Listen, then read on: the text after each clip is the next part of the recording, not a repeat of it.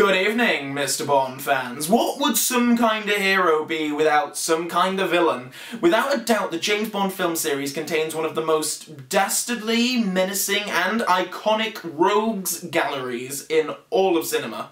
The very phrase Bond villain has entered a general lexicon. People say comic book villain, but no one will ever say an Ethan Hunt villain or a Sherlock Holmes villain. No, the Bond villains seem to have a monopoly on cinematic bad guys, but with a dastardly bunch of antagonists as large and diverse as this, which one is the best baddie? Well, that's what we're going to be taking a look at today as we count down the top 10 best James Bond villains, starting as always with the dishonourable mention.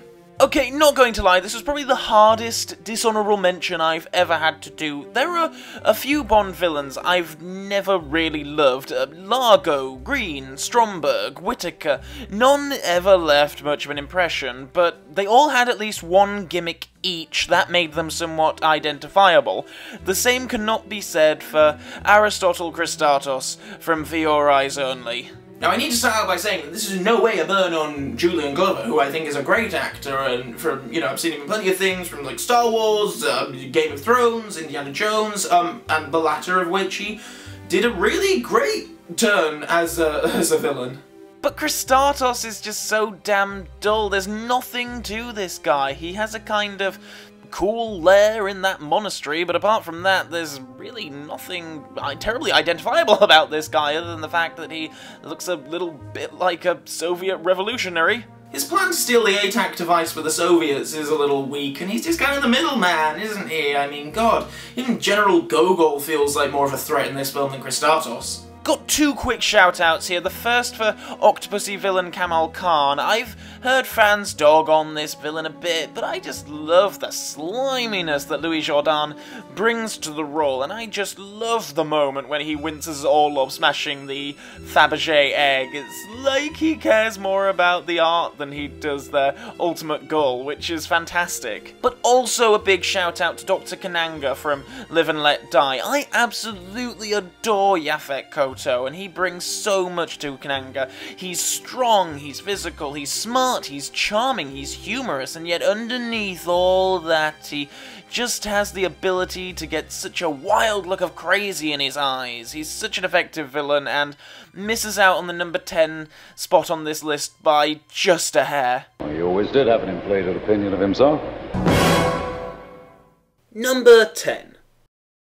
I've complained a bit in other videos about how so much focus is given to Judi Dench's M in some films, so you'd think I'd hate Skyfall, but on the contrary, Skyfall is one of my very favourite Bond films, and in part thanks to a glorious villainous turn by Javier Bardem as Mr. Silva. There's a tendency in the modern Bond era to give the villain some sort of personal attachment or interest in Bond, be it an ex-work colleague, a lover, or the author of all his pain. We'll come to that latter point eventually, but I mean, it's quite rare to have a villain with a connection more to a Bond supporting player than to Bond himself. I mean, it's not as if we see, Bill Tanner's disgruntled ex-girlfriends stealing nuclear bombs and threatening, world destruction.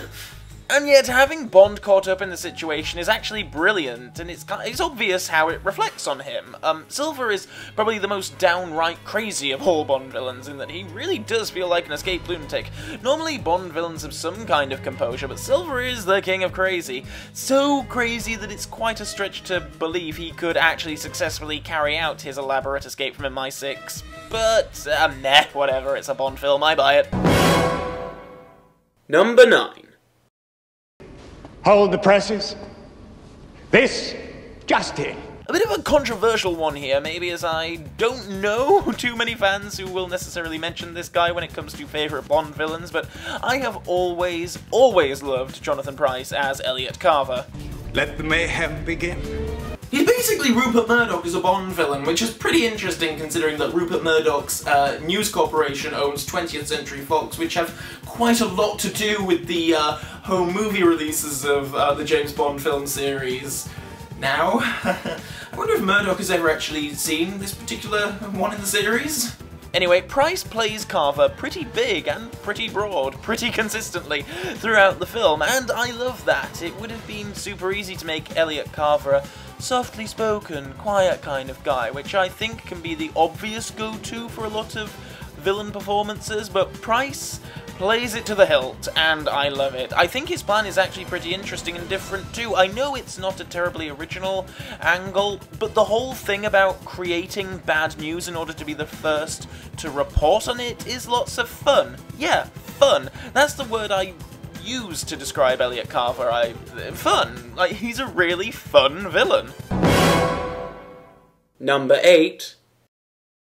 It's quite something that it took the series over 30 years to pit Bond against a fellow 00 agent, but the results were excellent. Sean Bean could quite have easily played James Bond himself, so he made a perfect equal to Brosnan's Bond. God save the Queen. In pre-production, it was intended that the character was supposed to be more of a mentor, and that Anthony Hopkins was to play the part, and while this would have been an interesting take, I don't think it would have had as much of an impact as having a genuine one-to-one Bond equal in the role. I guess because Bond actually has a few mentors through the series already anyway, and unless M or Q are going to turn villainous, I don't think it would have been as effective just to have some bloke we'd never seen or heard of before suddenly be like, oh yeah, hey, this is the guy who trained 007, this is the most important person in 007's life. I think the equal thing works much better, and it's also quite nice to see more of another 00 agent, period. Alec is smart, strong, witty, he's a match for Bond on every level. The only downside to Alec is that he features in a film where every other villain gets to go over the top and colourful and is full of personality, and he can't help but just come across a little bit duller than everyone else. But I still love the guy, and he makes for a really strong Bond villain. Number 7. Yeah, this isn't a typo. Blofeld is honestly number 7 ranking on this list, and I know that this is sacrilege to a lot of people, but recently when Spectre came out, I went back and watched all the Blofeld Bond films again in order, and I have to say, if there was ever an overhyped Bond baddie, gee, it's this one. I mean, yeah, when you say Bond villain to anyone, chances are the first image that comes to mind is Donald Pleasance with the bald head and the scar, stroking the white cat, whatever. Brilliant, iconic, wonderful, but that's just one film. In all the others, he's either unseen or given an inferior performance. I like that there's plenty of variety to the various Blofeld incarnations that we've seen. I mean, if you want creepy, you've got Pleasance. If you want tough, you've got Sabalas. If you want campy, you've got Grey. And if you want, well, boring, you've got Waltz. I mean, I still love most of the incarnations of Blofeld, don't get me wrong, but when it boils down to it, so many Bond villains could have their names changed to Blofeld, and it's all more or less the same thing, right? I mean, outside of a truly defining performance by Donald Pleasance in one film, I fail to see why people adore Blofeld so much. He's so inconsistent in his portrayals that I've never felt like I truly have a handle on who this guy is in the James Bond cinematic universe. There's plenty more to say about each incarnation of Blofeld, and for that information I would recommend that you check out my Blofeld ranking video for a full and comprehensive list of all the various incarnations of Blofeld. Number 6. Is there any movie fan out there who doesn't love Christopher Lee? Like, I can safely say that I've never met anyone who would say, well, you know, that movie was great, but Christopher Lee was terrible. Lee has been in some terrible movies, certainly, and I know that there are plenty of fans who would list Man with the Golden Gun as one of those terrible movies, but no one can deny that whatever film the man is in, he is always a highlight with an incomparable screen presence, and for all of Man with the Golden Gun's faults as a film, I think it's unanimous amongst the fandom that Francisco Scaramanga is the best thing in the movie. He's such a charming, terrifying presence. Lee is one of those great actors who in one moment can look like he's about to tell you a great funny story over a drink, and in the next moment looks like he wants to slice off your face and wear it. Scaramanga is one of the better dark side of Bond villains that we occasionally see, like Trevelyan, except better than Trevelyan. There's a lot of Bond in Scaramanga. Oh, come, Mr. Bond, you disappoint me. You get as much fulfillment out of killing as I do, so why didn't you admit it? I admit killing you would be a pleasure. You should have done that when you first saw me. Number 5.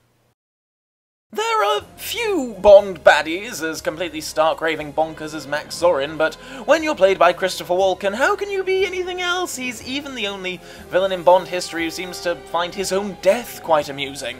In many ways, Zorin is like a younger, slimier Goldfinger, really. I mean, they have, you know, sort of similar villainous schemes, and both are successful businessmen. Is there just something about being a successful businessman that turns people evil? I mean, you know, one day I'd love to see Bond go up against some, you know, mental eco-warriors. But one thing that Zorin wins out on is crazy. This guy is insane. I mean, I know I talked about Silva being crazy earlier, but Jesus Christ, this guy. I mean, the background of being the product of weird Nazi genetic engineering sounds like more comic book villain than Bond normally goes, but it actually works quite well for this guy. I've talked at length before of how odd a film A View to a Kill is. It's quite bonkers with its plot, with doddery old Roger Moore, with the humour, and of course with Grace Jones.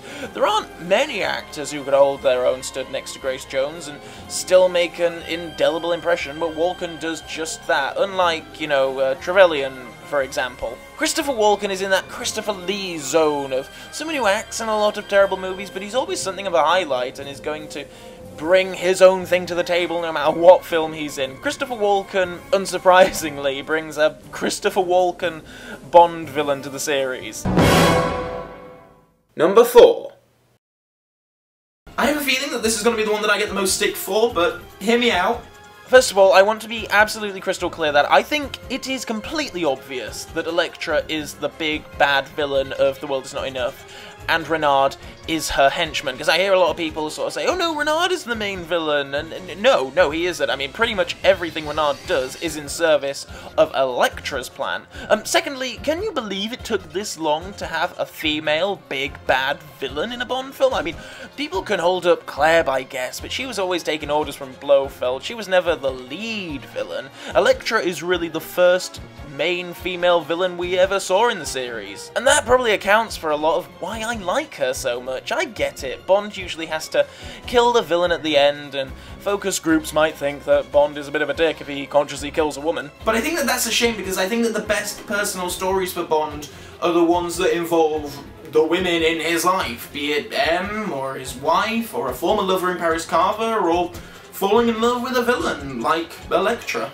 Sophie Marceau is a great actress, and while her performance as Elektra is certainly understated, there are some subtle differences between her personas when she flips to full-on baddie, and I love the moments of relish she has later in the film, especially when it comes to tormenting a captive M. But my people will finish the job. Your people? Your people will leave you here to rot. I think Elektra gets a bad flack from Bond fans when, in a series full of rich, middle-aged, male megalomaniacs, she provides something a bit different, and I appreciate that. Number 3. But there's nothing wrong with rich, middle-aged male megalomaniac when it's done right, and this is so clearly the case. My number 3 choice, Hugo Drax. Certainly one of the more quiet and collected Bond villains. We've seen in other films in the series that this can be a very hit-and-miss thing. You can make an unforgettable impression by going quiet and collected, like Mr. Winter, Mr. Kidd, or you can fade into the background completely like, let's say, Stromberg. Drax is in the former camp, easily, even though I'm not sure I can really articulate why. I mean, on paper, he doesn't do anything more or less than Stromberg. They're both pretty much the same character, with a very similar plan. I don't know if it's Michael Lonsdale's physicality or what, but he's so enigmatic. I can't take my eyes off the guy when he's on screen, and I don't know why, because he doesn't do much, really, but it's the little that he does do that leaves such an impression, especially when he finally snaps towards the end of the film, even if he does just sound like an overexcited deputy head teacher. Expel them! There's just something about this guy, in this part, in this film, that gels really well. I was always unsure how the larger fandom felt about this character, so I was very happy to see him included in a couple of the more recent James Bond video games, along with the iconic likes of Oddjob, Zorin, and Rosa Klebb. I think he deserves to be recognised as one of the greats, and I'm reassured to see that his presence is still felt throughout the franchise. I mean, God, you don't see people scrambling to play as Brad Whittaker, do you? Number 2. Okay, this is a villain that has really shot up the list for me in the past couple of years, and I can't deny that a large part of that is due to the fact that I've grown to absolutely adore actor Mads Mikkelsen. When Casino Royale first came out in 2006, I didn't really know how to feel about Le Chiffre. He's quite understated, he mumbles a lot. I always thought he was kind of scary, but at this point I was used to my Bond villains being a little bit, well, amusing and fun even. You could really relish in their villainy. Mikkelsen played evil so good though that I was genuinely quite scared of him, which was actually the first for a Bond villain for me. But as I got to see Mikkelsen in other things, and, you know, became used to his sort of presence and acting style, I've really grown to love Le Chiffre. I mean, on my most recent viewing of Casino Royale, which was a few weeks ago now, he is just standout in that film. He is so creepy, and not in a Donald Pleasance campy sort of way, like genuinely creepy. If I was around this guy in real life, I would be afraid for my own safety. He's quite understated, really, but in the right way, and he goes big when it's exactly appropriate. He's been a grower on me, but now I absolutely love him. It's the little character moments they allow him throughout that I just love, like when his girlfriend's arm is about to be cut off and he doesn't protest or even try to help her. I love that moment. It has nothing really to do with the overall plot, but it's such an interesting character beat for the guy. The only thing that keeps him from the top spot is that while being badass and cool and scary and scarred and menacing, he's not exactly a top dog, and I'm not saying he should be. He's pitched perfectly for the story that he's in, especially considering this is supposed to be Bond's first true adventure. It would have felt overblown for him to reach the top of an organization right off the bat, but just in the grand scheme of things, Le Chiffre is a player in a much wider plan, which devalues his villainy a bit, but he more than makes up for this in other areas, and I'd certainly rank him as the best physical match for Bond in the Rogues Gallery, but there's just one more guy who's truly the greatest Bond villain of all time. Number 1. Yeah, sorry to be predictable with this one, but come on, Goldfinger is truly the ultimate Bond villain. He might not have a scar or a white cat, but I'd argue that Goldfinger is even more the archetypal Bond villain than Blofeld. On the surface, he's a successful businessman with Auric Enterprises, but of course his real business is in smuggling gold, which he does in a pretty clever way. He's greedy, manipulative, slimy, but also quite charming in a weird sort of way. He's not a physical match for Bond by any stretch of the imagination, but he doesn't need to be because he has Oddjob.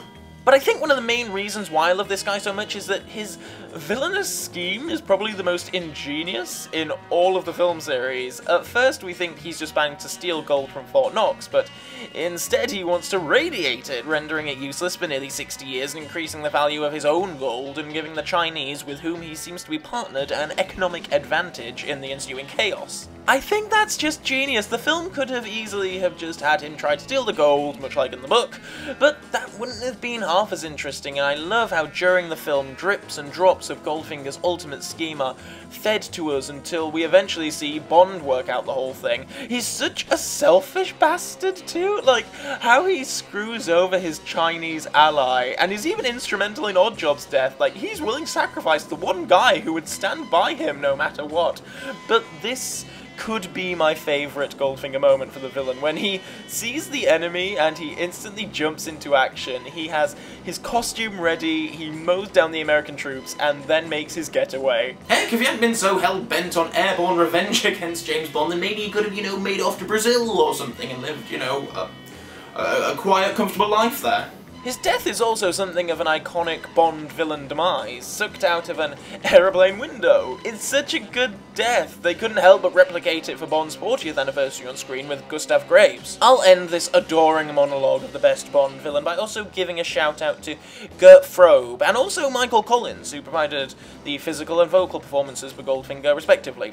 I was stunned when I first learned that Goldfinger's voice was dubbed. Like, it's such a perfect match, it sounds so natural natural, but then I suppose I was equally surprised when I found out just how many Bond girls were dubbed by the equally talented Nikki Vandersil. Frobe is that perfect combination of affability and menace, but every time I want to sit on Goldfinger's knee and have him regale me with stories, there are an equal number of times he makes my skin crawl and I feel like I need to get some disinfectant spray. And that's the sign of a cool and multi-layered Bond villain, in my opinion.